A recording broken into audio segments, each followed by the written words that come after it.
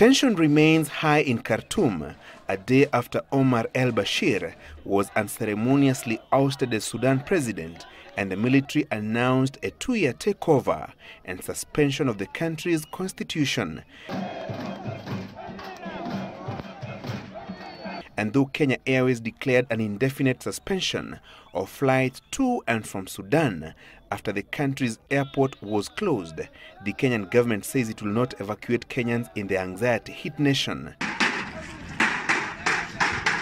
The Ministry of Foreign Affairs says it was monitoring the situation in Sudan and urged Kenyans living and working there to stay put. For now, according to the ministry, there was no threat that warranted evacuation of Kenyans, the tension in Khartoum notwithstanding, even terming the toppling of Bashir a litmus test in Sudan's established constitutional order and Africa's democratic principles, Kenya calling for inclusive dialogue to resolve the stalemate in Sudan and upholding of the rule of law as the country navigates the delicate political and democratic evolution.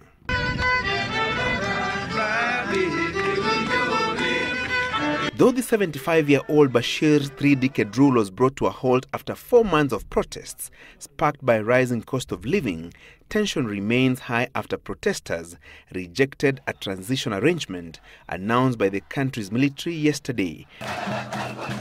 The sit-in outside the army headquarters in Khartoum continued today, with protesters insisting on a civilian-led government. An assurance by the military that it had no ambitions to hold the reins of power for long after Bashir's removal, dismissed by the protesters who claim it was an attempt to hijack the revolution.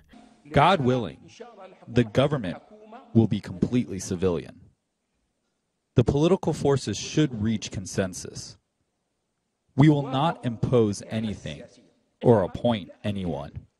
Bashir is being sought by the International Criminal Court to face charges for human rights violations in the Darfur region, but the military that is holding him in an undisclosed location says it will not hand over the deposed strongman to the Hague-based court. This is our government. We will only be caretakers. We will not intervene. We will keep our distance. Allahu Akbar, Allahu Akbar.